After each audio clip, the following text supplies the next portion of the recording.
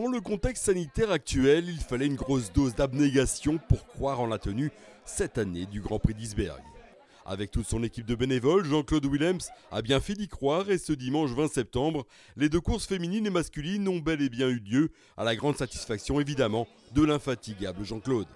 Oui, très heureux. C'est vrai que depuis 3 semaines, on avance d'un pas, on recule de pas parce qu'on ne sait pas où on s'en va.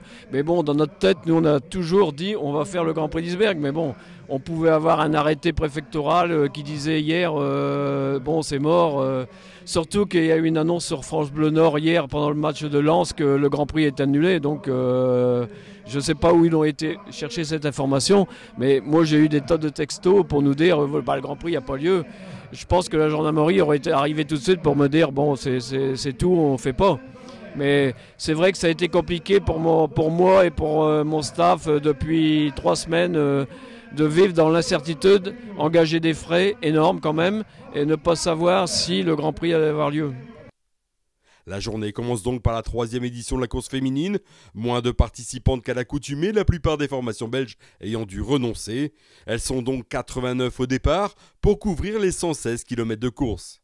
Parmi elles, l'Australienne de la FDJ Nouvelle-Aquitaine Futuroscope, Lorraine Kitchen, vainqueur en titre. Et le moins que l'on puisse dire, c'est que cette course reste cadenassée de bout en bout. Malgré quelques timides attaques, le peloton reste compact.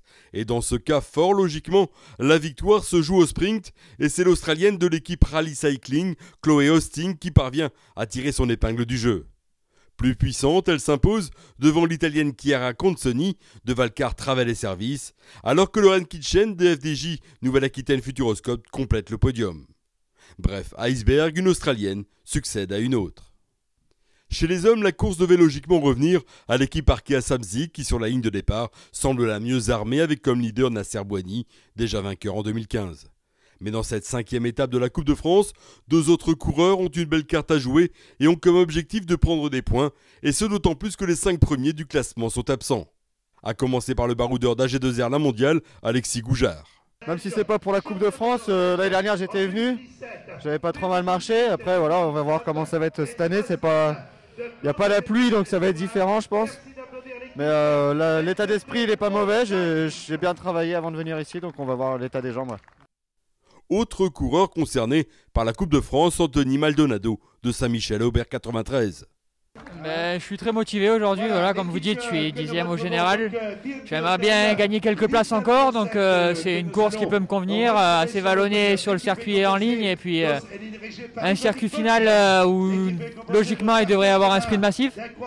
J'arrive à me débrouiller pas trop mal là-dessus et j'aurai le soutien de mes coéquipiers, donc on essaierait de faire au mieux pour marquer encore des points à la Coupe de France et améliorer notre classement par équipe, plus mon classement individuel à titre personnel. Pour Florian Vachon, ce 74e Grand Prix d'Isbergues a une saveur particulière puisque c'est sa toute dernière course pro. Ouais, forcément, il y a un petit peu d'émotion, mais bon voilà, c'est une décision que j'ai prise et c'est toujours plus facile à passer à autre chose à ce moment-là. Ce qui me fait plaisir, c'est de faire ma dernière course dans le Nord où pour moi tout a commencé avec le Vélo Club de Roubaix. Et c'est toujours un plaisir de venir finir ici, donc voilà, il y a un peu d'émotion forcément, mais il y a surtout de la joie. Changement de parcours cette année pour le GPI. Avec les mesures sanitaires, le parcours a été modifié. Les coureurs font tout d'abord 2 boucles avant de partir sur la route des monts avec notamment la côte des Très Blanches.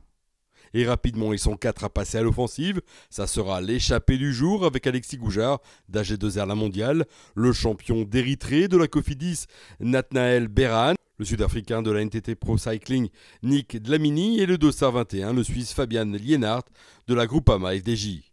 Ces 4 hommes comptent jusqu'à 4 minutes d'avance, mais le peloton contrôle.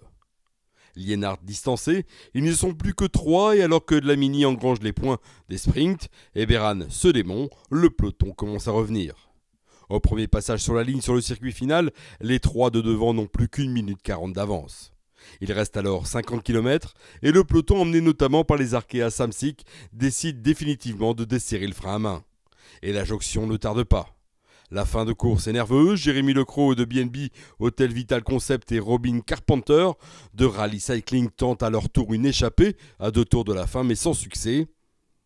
On se dirige donc vers un sprint massif. Les équipiers de Nasser Boigny cadenassent la tête du peloton et impriment le tempo. Parfaitement mis sur orbite, le Vosgien lance de loin et s'impose aisément devant Romain Cardis de Total Direct Energy et Timothy Dupont de Circus Monti Gobert.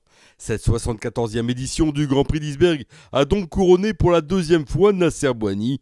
Une belle conclusion pour cette première course dans la région depuis la sortie du confinement.